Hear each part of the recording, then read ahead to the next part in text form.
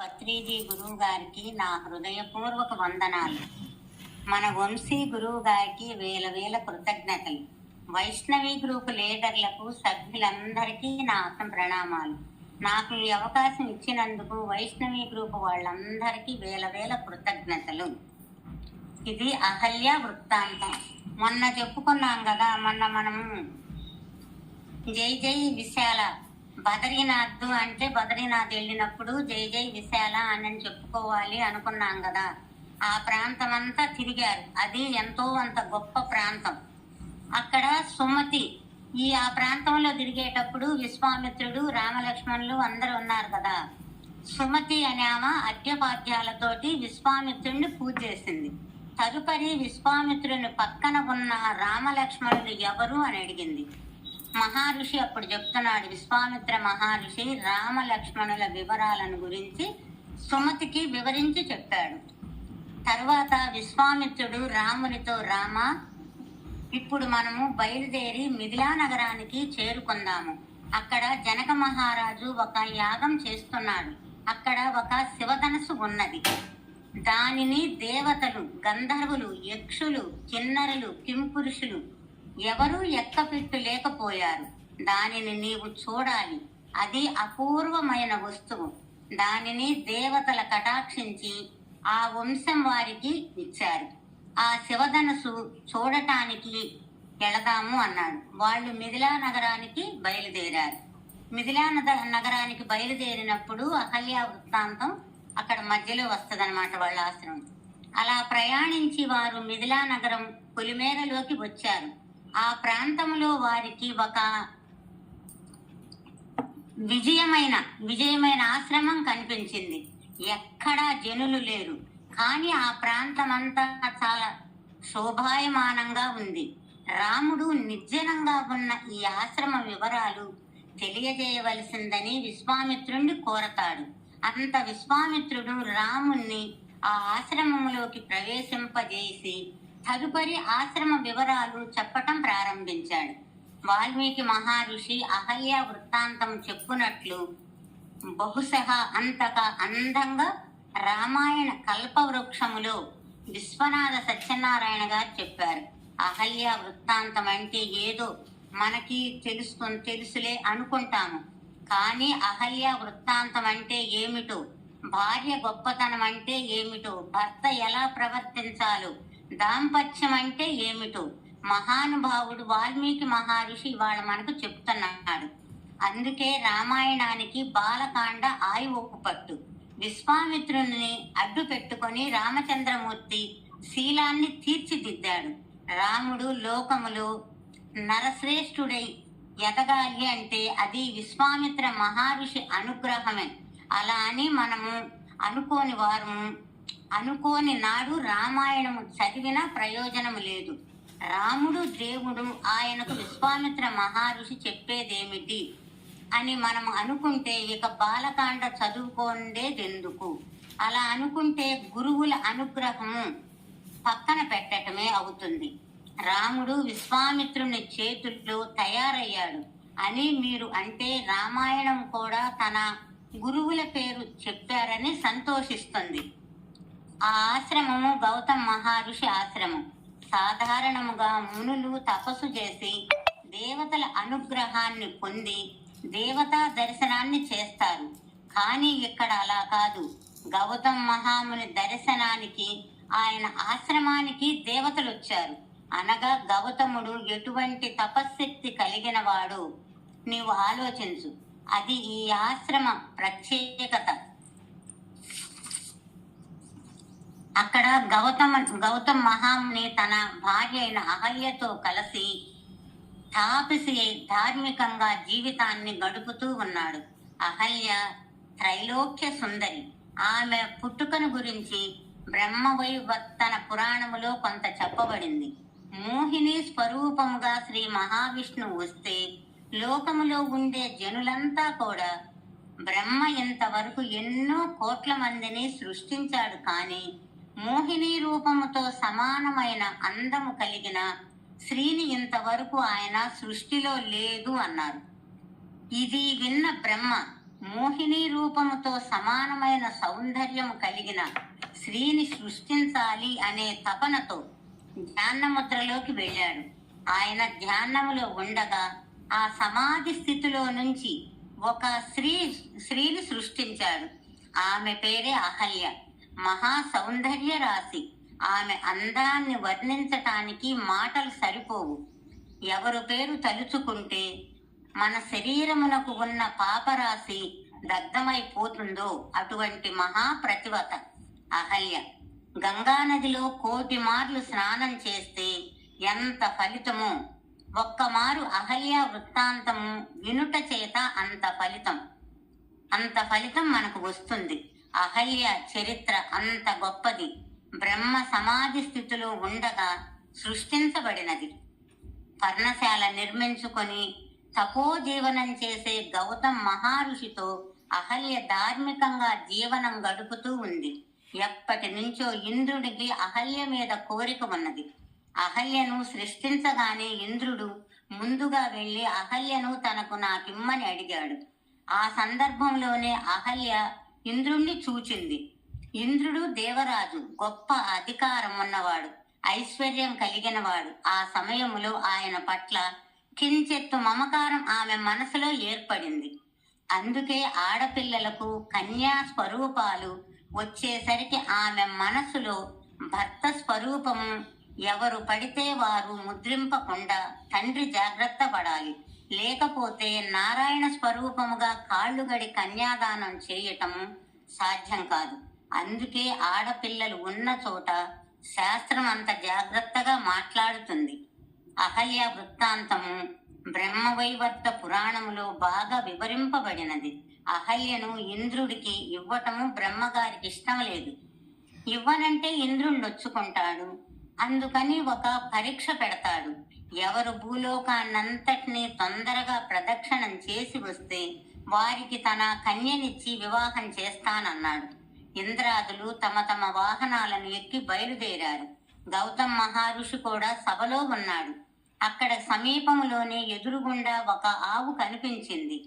ఆయన ఆ గోవుకి ప్రదక్షిణం చేశాడు. ఆవుని 33 కోట్ల మంది దేవతలు ఆశ్రయించుంటారు. చెయ్యగలిగితే ఆవు చుట్టూ ప్రదక్షిణం చెయ్యాలి, లేకపోతే ఆవు వృక్ష భాగానికి నమస్కారం చెయ్యాలి. 5 ప్రబలమైన లక్ష్మీ స్థానాల్లో గోవు వృష్ఠభాగం. 5 లక్ష్మీ స్థానాలలో గోవు వృష్ఠభాగం 1. గోవు వృష్ఠభాగము పద్మము, శ్రీ పాపిట, ఏనుగు కుంభస్థలం. ఇవి లక్ష్మీ స్థానాలు. వీటిని ఎన్నడూ అగౌరపరచకూడదు. అందుకే ఎట్టి పరిస్థితుల్లో శ్రీ పాపిట్లో సింధూరము లేకుండా ఉండకూడదు.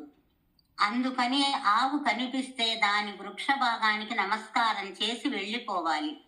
అలాగే గుడికి వచ్చినప్పుడు గుడి అధిష్టాన దేవతా దర్శనం చేయకుండా వెళ్ళకూడదు. గుడిలో తీసుకున్న ప్రసాదాన్ని తప్పనిసరిగా ముందు తాను తిని తర్వాత మిగిలిన వారికి పెట్టాలి. ప్రసాదాన్ని తినకుండా గుడిలో నుంచి బయటికి వెళ్ళకూడదు. అందరూ భూప్రదక్షిణాన్ని పరిగెత్తారు. గౌతముడు ఒక్కడు అక్కడే ఉండి గోవుకు ప్రదక్షిణం చేసి కూర్చున్నాడు. ధర్మశాస్త్రం ప్రకారము గోవుకి ప్రదక్షిణం చేస్తే భూప్రదక్షిణం చేసినట్లు అవుతుంది. అందుకని అందరికన్నా ముందుగా భూప్రదక్షిణం చేసి వచ్చినవాడు గౌతముడు. అందువలన బ్రహ్మ అహల్యను గౌతమ్ మహర్షికి ఇచ్చి వివాహం చేస్తాడు. అప్పటికి చెప్పటానికి ఇంకొక మార్గం లేక ఇంద్రుడు చిన్నబుచ్చుకొని వెళ్ళిపోయాడు. గౌతమ్ మహర్షి తపశ్శక్తి పెరిగిపోతుంది. గౌతమ్ మహర్షి తానేమి చెయ్యలేడు. ఆయన పరమ సాత్వికుడు. ఆయన తపస్సు భ్రష్టు పట్టాలనే ఆయనకి కోపం వచ్చి ఆ కోపాన్ని ఆయనకు శాపం ఇస్తాడు. గౌతమ్ మహర్షి జోలికి వెళ్ళలేను. గౌతమ్ మహర్షి భార్య అయిన అహల్య జోలికి వెళ్ళాలి. తద్వారా ఇంద్రుడికి 2 ప్రయోజనాలు కలుగుతాయి. 1 తన కోరిక అయిన అహల్యను అనుభవించటము, 2వది గౌతమ్ మహర్షి తపస్సు భగ్నం చేయటము. ఈ మాట కడుపులో పెట్టుకొని గౌతముని ఆశ్రమంలోకి వెళ్ళాడు మారువేషంతో. గౌతమ మహాముని వేషాన్ని కట్టాడు. తెల్లవారుజామున బ్రాహ్మీ సమయంలో వెళ్ళాడు. బ్రాహ్మీ ముహూర్తం కేవలం దేవతారాధనకి వినియోగపడవలసిన సమయం. పూర్వ సంధ్య ఎందు కాని, ఉత్తర సంధ్య ఎందు కాని, మిట్ట మధ్యాహ్నమందు కాని భార్య సంగమం నిషిద్ధం. పురోత్తరంగా సంధ్యల యందు భార్య సంగమం జరిగితే అందువల్ల కలిగే కుమారుడు దుర్మార్గుడు, లోకకంటకుడు అవుతాడని శాస్త్రం చెప్తుంది. ఇంద్రుడు గౌతముని వేషముతో బ్రాహ్మీ ముహూర్త సమయములో ఆశ్రమములో ప్రవేశించి అహల్య వద్దకు వెళ్ళి, నీ సంగమాన్ని ఉపేక్షిస్తున్నాను అహల్య అన్నాడు. అహల్య మహాప్రతివత, కనిపెట్టగలదు. గౌతమ్ మహారుషి బ్రాహ్మీ ముహూర్తంలో ఇటువంటి మాట మాట్లాడడని ఆమెకు తెలుసు. బ్రాహ్మీ ముహూర్తములో లెగిచి నదీ స్నానం చేసి సంధ్యావందనాది కార్యక్రమాలు నిర్వర్తించే గౌతమ్ మహర్షి ఆ సమయంలో ఇటువంటి కోరిక కోరడు అని ఆమెకు తెలుసు. వచ్చినవాడు గౌతముడు కాదు ఆమె గ్రహించింది. ఇంద్రుడే వచ్చి ఉంటాడని తలంచింది. పూర్వము కన్యగా ఉండగా ఆమె ఇంద్రుణ్ణి చూచింది. ఆయన పట్ల కొద్దిగా మమకారాన్ని ఏర్పరచుకుంది. అందుకనే కన్య పిల్లలు ఉన్న ఇంట్లో ఎవరిని పడితే వారిని ఆహ్వానించకూడదు. వారి ఇష్టం వచ్చినట్లుగా పొగడకూడదు. అలా పొగటం వల్ల ఆ ఇంట్లో ఉన్న కన్య దృష్టి ఏ వరుని మీద అయినా పడుతుందంటే దానివల్ల ఆమె వైవాహిక జీవితంలో విపరీత పరిణామాలు దారితీస్తాయి. తరువాత ఆమె వైవాహిక జీవితంలో అనేక ప్రమాదాలు రాగల అవకాశం ఉంటుంది. వచ్చినవాడు గౌతముడు కాదు తెలిసి కూడా దుర్మేంది అయి ఇంద్రుడు దేవరాజ్య పత్యాన్ని ఆయనకు కామధేనువు కల్పవృక్షము ఉన్నాయని ఐశ్వర్యవంతుడని ఆయనతో సంగమానికి అంగీకరించింది. ఇంద్రుడు అహల్యతో సంగమించాడు. సంగమించిన తరువాత అహల్య ఆయనతో ఒక్క మాట అన్నది. ఓ ఇంద్ర, నీతో సంగమం జరపటం వల్ల నేను కృతార్థురాలు నయ్యాను. నువ్వు తొందరగా ఇక్కడ నుండి వెళ్ళిపో. కానీ గౌతముని నుండి నిన్ను నువ్వు రక్షించుకో, నన్ను రక్షించు. ఎందుకంటే గౌతముడు ఇంటికి వచ్చిన తన బండారము ఇంద్రుడి బండారము బయట పడుతుందని అహల్యకు తెలుసు. ఇంద్రుడు ఒక దొంగ నవ్వు నవ్వి, అహల్య, నేను చాలా సంతోషించాను, చాలా ఆనందాన్ని పొందాను. నేను బయలుదేరి వెళుతున్నా. ఎలా వచ్చానో అలా వెళ్ళిపోతాను అన్నాడు. అని దొంగలాగా గబగబా పర్ణశాలలో నుంచి బయటికి వచ్చాడు. ఇంద్రుడు గౌతమ ఆశ్రమము వెలుపల నుంచి కోడిలా కుయ్యటము, గౌతముడు తెల్లవారుతుంది బయటకు వెళ్ళిపోవటం, తర్వాత ఇంద్రుడు లోపలకు ప్రవేశించటం, అహల్యతో సంగమం జరపటము అనే ఘట్టాలు వాల్మీకి రామాయణంలో లేవు. అవి కల్పితాలు. బ్రాహ్మీ ముహూర్త కాలము తెలియనంతటి అజ్ఞాని కాదు గౌతముడు. దేవేంద్రుడు లోపల నుంచి బయటకు వెళుతున్నాడు. దేవతలు దానవులు కూడా తన తపశ్శక్తి చేత నిగ్రహించగలిగిన తపోధనుడైన గౌతముడు బయట నుంచి లోపలికి వచ్చాడు. ఎక్కడ తప్పు ఉన్నదో అక్కడ ఎంత ఐశ్వర్యం ఉన్నా ముఖం మాడిపోతుంటది. ఎక్కడ బ్రహ్మము నమ్ముకొని ఉన్నాడో అక్కడ తన మీద ఎన్ని నిందలు వచ్చినా తేజోవంతమై సూర్యుని పగతి వెలిగిపోతూనే ఉంటాడు. గౌతముడు అప్పుడే స్నానం చేసి వచ్చాడు. నారచీర కట్టుకొని ఉన్నాడు. చేతిలో దర్భలు పట్టుకొని ఉన్నాడు. ఆయన ఒంటి నుంచి నీరు ఇంకా కారుతూ ఉంది. దేవతలు దానవులు శాసించగలిగిన అపారమైన తపశ్శక్తితో దుర్నీక్షుడై ఉన్నాడు. మహానుభావుడు, బ్రహ్మజ్ఞాని, కర్మసిద్ధుడై ఉన్నాడు. గొప్ప తపశ్శక్తి ఉన్నవాడు. బయటకు వస్తున్న ఇంద్రుడు ఆయన్ని చూశాడు. గౌతముడు ఇంద్రుణ్ణి చూశాడు. ఇంద్రుడు ముఖము వివర్ణమై మాడిపోయింది. గౌతముడు జరిగింది గ్రహించాడు. జరిగిన పొరపాటుకి కనిపెట్టి, దుష్టేష్టుడా, ఆయన కోపంతో ఇంద్రునితో అన్నాడు, దుర్మేత, నా రూపాన్ని నీవు పెట్టుకొని చెయ్యరాని దృష్టేష్ట చేశావు. నువ్వు పురుషుడివై ఉండటం చేతే కదా స్త్రీ సంగమం పట్ల ఇంత కాంక్ష కలిగి ఉన్నావు. అది కదా చెయ్యరాని పని చెయ్యటానికి నీ అహంకారానికి కారణమిది. అందువలన పురుషత్వానికి చిహ్నములైన నీ అంగములను నేలరాలి జారిపడి పోవుగాక అని ఇంద్రుణ్ణి శపించాడు. మహాత్ములు ఎప్పుడు ఎక్కడ దుర్బుద్ధి ఉంటుందో దానినే పడగొడతారు. ఉత్తర దక్షిణం ఇంద్రుని అండములు జారి నేలపడిపోయాయి. ఒక్కసారి అహల్య వంక చూచాడు గౌతమ మహాముని. అహల్యను రాయి అయి పొమ్మని శపించలేదు, నువ్వు సెలవు కమ్మని ఆయన అనలేదు. నువ్వు ఇక్కడ కొన్ని వేల సంవత్సరాలు తపస్సు చేస్తూ పడి ఉండు, గాలిని పీలుస్తూ ఆహారం తినకుండా ఉండు, తపించు, నీ మీద ధూళి కప్పేస్తుంది, నువ్వు ఎవ్వరికీ కనపడవు, అలా తపస్సు చేస్తూ నేల మీద పడి ఉండు అని అహల్యను శపించాడు. తర్వాత ఒక్క మాట చెప్పాడు. కొంతకాలానికి దృఢుడైన రామచంద్రమూర్తి ఈ అరణ్యములోకి ప్రవేశిస్తాడు. ప్రవేశించి ఈ పర్ణశాలలోకి వస్తాడు. ఆయన ఈ పర్ణశాలలో ప్రవేశించినప్పుడు నీ శాపమునకు విమోచనము కలుగుతుంది. అప్పుడు మరలా నీవు నా భార్య అవుతావు. అప్పుడు నాతో పాటు యజ్ఞయాగాదులు క్రతువులు చెయ్యటానికి మరలా నా ప్రక్కన వచ్చి నా పత్ని స్నానంలో పొందుతావు. అప్పటి వరకు నేను కూడా ఈ పర్ణశాలను వదిలిపెట్టి తపస్సు చేసుకోవటానికి హిమపర్వతానికి వెళ్ళిపోతున్నాను అని చెప్పి అక్కడ నుండి వెళ్ళిపోయాడు. రాముడు పర్ణశాలను ప్రవేశించినప్పుడు ఆయన కాలితో తన్నారని, అలా తన్నినప్పుడు రామపాదము రాయి అహల్య మీద పడుతుందని, ఆ అహల్య శాప విమోచనం పొందుతుందని వాల్మీకి చెప్పలేదు. అలా చెప్పబడిన విషయాలు వాల్మీకిలో లేవు. ఈ విధముగా అహల్య వృత్తాంతాన్ని వివరించి చెప్పిన పిదప విశ్వామిత్ర మహర్షి రాముణ్ణి పర్ణశాలలోకి తీసుకొని వెళ్ళాడు. అండములు పడిపోయిన ఇంద్రుడు దేవతల దగ్గరికి వెళ్ళాడు. వెళ్ళి జరిగిన సంగతంతా చెప్పాడు.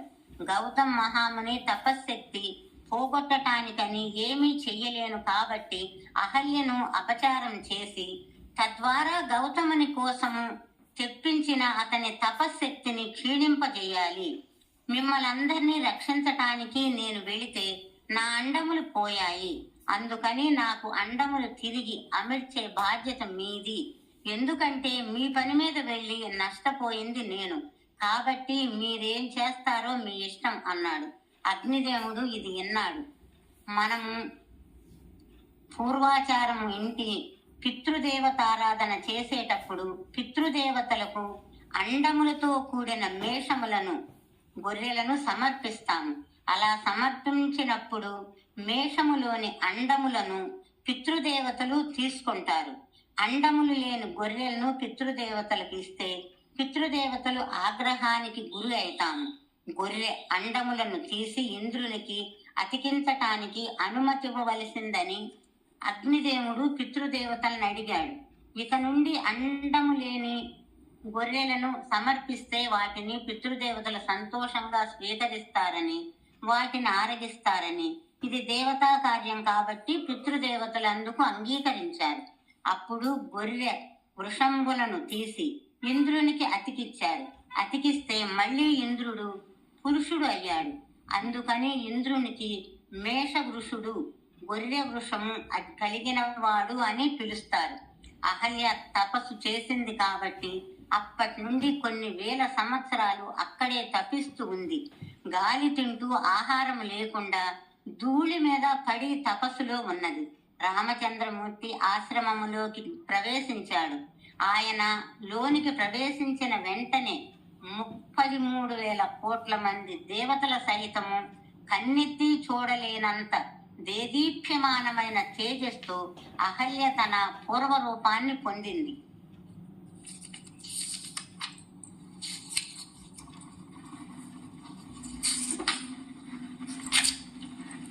రాముడు భయంకరమైన పాతకంబులు తొలగించువాడు. అందుకనే రామచంద్రమూర్తి దృష్టి పడగానే అహల్య బాహ్య స్థితిని పొందింది. శాప విమోచం పొందిన అహల్యను చూచి రాముడు ఆమెకు పాదాభివందనం చేశాడు. వెనువెంటనే అహల్యకు గౌతముడు చెప్పిన మాటలు జ్ఞాపకానికి వచ్చాయి. అప్పుడు ఆమె రామునికి నమస్కారం చేసింది. రాముణ్ణి కూర్చోబెట్టింది. షడ్రసోపేతమైన విందు ఆరగింపజేసింది.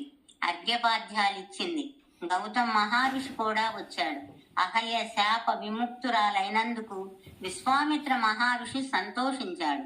మిథిలా నగరానికి వెళుతున్న రాముణ్ణి నుదుట మీద అహల్య విజయ తిలకం దిద్దింది, ఆశీర్వదించింది. గైరిక అనే ధాతువులతో తయారు చేసిన తిలకాన్ని దిద్దిందంట. అహల్య రామచంద్రునికి వీడ్కోలు పలికింది. పిమ్మట తన పత్నిని తీసుకొని గౌతముడు మళ్లీ తపస్సు చేసుకునేందుకు వెళ్లిపోయాడు. మహాభారతం ప్రకారము అంజనాదేవి అహల్య కుమార్తె. అంజనాదేవి కుమారుడే హనుమంతుడు. తరువాత ఇటువంటి విశేషమైన సంతానం గౌతమ మహామునికి అహల్య ద్వారా కలిగింది. అహల్య వృత్తాంతాన్ని మనము బాహ్యంగా పరిశీలిస్తే అహల్య తప్పు చేసింది అని, తప్పు చెయ్యటం చేత ఆవిడ చాలా కాలము తపస్సు చెయ్యవలసి వచ్చిందని మహానుభావుడు గౌతముడు శపించాడని మనము అనుకుంటున్నాము. నిజంగా అలా అనుకుంటే అహల్య వృత్తాంతములో పొరపాటు చేసిన వాళ్ళు అవుతారు. అహల్య పట్ల ఇంద్రునికి కోరిక ఉన్నమాట యథార్థం. వచ్చినవాడు గౌతముడు కాదు, ఇంద్రుడే అని అహల్యకు తెలియటం కూడా యథార్థమే. పొరపాటు జరిగిన మాట యథార్థమే. వీళ్ళిద్దరు చేసిన పొరపాటుకి ఆగ్రహించవలసిన వాడు గౌతమ మహర్షి. గౌతముడు సామాన్య మానవుడు కాదు, ఆయన మహర్షి. ఆయన ఆగ్రహిస్తే భార్యను పరిత్యజించాలి. నువ్వు ఎన్నడూ నా భార్యవు కాలేవు, నిన్ను నా ప్రక్కన కూర్చోపెట్టుకోను అని ఆమెను విడిచిపెట్టి వేరొక భార్యను స్వీకరించాలి. కానీ గౌతముడు ఆ పని చెయ్యలేదు. ఇక్కడ గౌతముడు తన గొప్పతనాన్ని చాటి చెప్పాడు. దేవదానవులందరినీ శాసించగల తపశ్శక్తి గౌతమునిది. అట్లాంటి ఉన్నతమైన మహా తపస్శాలి గనుక పర్ణశాలలో గౌతమునికి కోపం వచ్చేసరికి పుపుస్తవం కూడా ఎగిరిపోయింది. నీచ స్థితి దేవేంద్రుంది. పైకి ఇంద్రుడు గొప్ప ఐశ్వర్యవంతుడుగా కనిపిస్తాడు, కానీ అసలు ఐశ్వర్యం ఎవరిది? గౌతమునిది. ఇంద్రుడు తన పురుషవాంఛ తీర్చుకోవటానికే వచ్చాడు. మళ్ళీ ఇలాంటి పొరపాటు జరగకూడదని గౌతముడు ఇంద్రుని పొరపాటుని దిద్దాడు. ఘోరమైన ఇంద్రుడు అటువంటి పొరపాట్లు చేస్తా ఉంటాడు, ఎట్లా అయినా చేస్తాడు. భార్య కూడా పొరపాటు చేసింది. భార్య పొరపాటు చేసిందని ఆమెను విడిచిపెట్టేసిన నాడు ఆర్య సంప్రదాయంలో భర్త కాడు. భార్యగా అహల్య చేసిన పొరపాటు కంటే పెద్ద పొరపాటు మరొకటి చరిత్రలో ఉండదు. అహల్యకు దేవరాజు మీద మనసు ఎందుకు కలిగింది? ఆయన ఐశ్వర్యవంతుడన్న భావన ఎందుకు కలిగింది? మనసు ఉండబట్టి. మనసు ఎందుకు వచ్చింది? ఆహారాన్ని తినబట్టి. ఆహారములో 6వ వంతు మనసు అయినది. మనసు నుండి మోహము నుండి లోభం వచ్చాయి. లోభానికి కామం కలిసింది. కామం కలిసిన అహల్య మనసుని దేవరాజు వైపుకు వెళ్లేలా చేశాయి. అందుకని ముందుగా అహల్య మనసు శుద్ధి కావాలి. అందుకని గౌతమ మహాముని అహల్యని నువ్వు అన్నము తినకు, గాలి పీల్చు, నీ పాపం పోవాలి, నువ్వు అగ్ని పునీతం కావాలి. అందుకని నువ్వు కొన్ని వేల సంవత్సరాలు తపస్సు చెయ్యి. నీకు బాహ్య ప్రపంచం తెలియకూడదు. నీ ఒళ్ళంతా బూడిదతో కప్పబడి ఉంటుంది. కప్పబడి నిప్పులాగా భూమి మీద పడిపోయి ఉండిపోతావు. రాబోయే అవతారాన్ని గౌతముడు ముందుగానే గుర్తించాడు. పతిత పావనుడైన రామచంద్రమూర్తి ఇక్కడకు వస్తాడు. ఆయన ఇక్కడకు ఆశ్రమములోకి రాగానే ఆయన గాలి నీకు సోకుతుంది, నువ్వు శాప విముక్తురాలు అవుతావు అన్నాడు. రాముల వారి కంటే ముందు కదా గౌతముడు, అందుకని వస్తాడని ఆయనకు ముందుగానే తెలుసు. అహల్యను రాయి అయిపోవలసిందని గౌతముడు శపించినట్లు వాల్మీకి రామాయణంలో ఎక్కడా లేదు.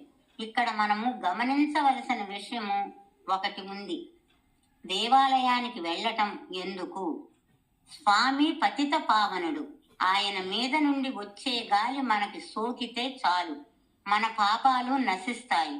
అందుకని దేవాలయానికి వెళ్ళి మనము స్వామి యందు నిలబడతాము. మహానుభావుడు శ్రీ విశ్వనాథ సత్యనారాయణ గారు వారు రామాయణంలో కల్పవృక్షం ఎప్పుడైనా సరే మనము అహల్య వ్యభిచరించిందని అనకూడదు. అలా అనటానికి మనకు హక్కు లేదు. కొన్ని వందల సంవత్సరాలు ఆమె నిరాహారి అయి తపస్సు చేసింది. తదుపరి శ్రీరామ దర్శనం చేసింది. శ్రీరామ దర్శనాంతరం ఆమె పాపం పూర్తిగా నశించిపోయింది. ఆమె అందిప్పుడు పాపము లేదు. అటువంటి తల్లి కనుకనే శాప విమోచనంతరము రామచంద్రుడే ముందుగా ఆమెకు నమస్కరిస్తాడు. రామచంద్రమూర్తి చేత నమస్కరింపబడిన మహాతల్లి అహల్య. అహల్య పేరు వినబడితేనే 2 చేతులు ఎత్తి నమస్కరించాలి. ఆమె గొప్పతనం గురించి చెప్పటానికే రాముడంతటి వాడు ఆమెకు ముందు నమస్కారం చేశాడు.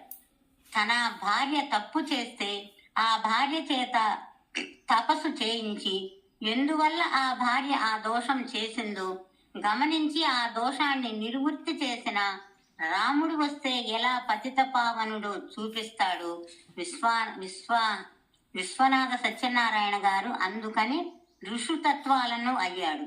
మహానుభావులు అటువంటి అప్పటి వరకు బాహ్య స్పర్శ లేకుండా పడిపోయిన అహల్యకు రామచంద్రమూర్తి నుండి గాలి వచ్చి తగలటం అంటే ఆమెకు ఇప్పుడు స్పర్శ కలిగింది. ఇప్పటి వరకు ఆవిడకు స్పర్శ లేదు. ఇప్పటి వరకు అసలు ముక్కుకి వాసన తెలియకుండా పడిపోయిన అమ్మకి రామచంద్రమూర్తి మీద నుంచి వచ్చిన పరిమళ వాయువు తగలగానే ముక్కుకి సువాసన తెలియటం ప్రారంభమైందంట. ఆయన నుంచి గాలి వచ్చి తగలగానే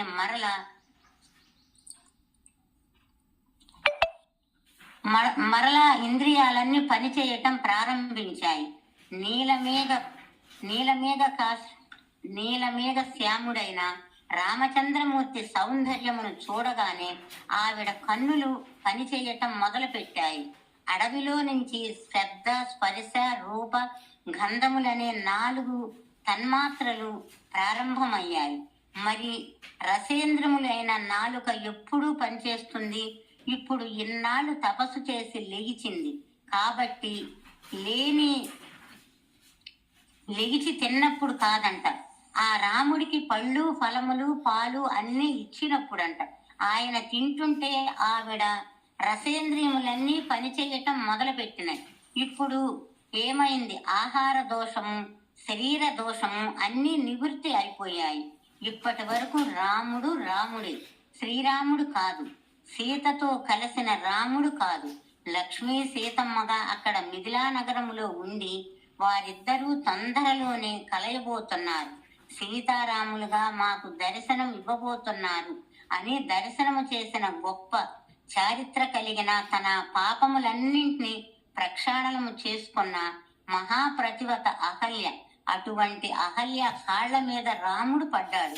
భార్య తప్పు చేస్తే ఉద్ధరించుకున్నవాడు భర్త. అంతేగాని పాణిగ్రహణం చేసి అస్తమానము చిన్నదానికి చితకదానికి కూరలో ఉప్పు దగ్గర నుండి ప్రతిదాన్ని భార్యను పట్టుకొని నిందించేవాడు భర్త కాదు. భార్య తప్పు చేస్తే దిద్దుకున్నవాడే భర్త. ఇది అహల్య కథ. ఈ కథే రాముడి జీవితం చివరికి శ్వాసించింది. తన తండ్రి దశరథ మహారాజు దక్షిణ నాయకుడు అయిన ఎందరో భార్యలున్నారు. రామునికి ఒక్కతే పత్ని, మనస వాచ కరుణ. ఆయన ఆ భార్యను అతిక్రమించలేదు.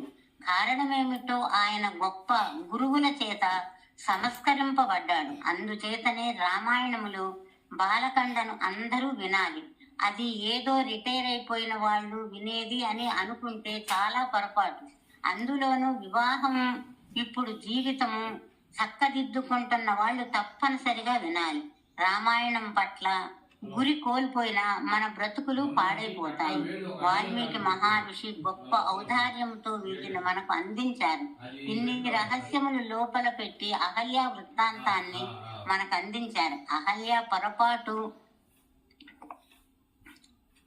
పొరపాటు తొలగొట్టుకున్న, కొన్ని వేల సంవత్సరములు తపస్సు చేసిన మహాప్రతివత రాముడంతటి వాడు నమస్కరించి అమ్మ అని మనము మరిచిపోకుండా అపారమైన సౌందర్య విషయములతో ఎంత జాగ్రత్తగా ఉండాలో కూడా మనకి అహల్య వృత్తాంతం నేర్పుతుంది. ఇన్ని రకములుగా అహల్య వృత్తాంతమును మనకు రామాయణము బాలకాండలో వివరణ చేయటం జరిగింది.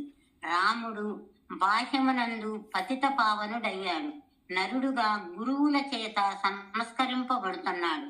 పెళ్లి చేసుకోవటం అంటే ఏమిటో, పాణిగ్రహణం చెయ్యటం అంటే ఏమిటో, భార్యని ఎంత అపురూపంగా చూసుకోవాలో రామాయణం మనకు నేర్పుతుంది.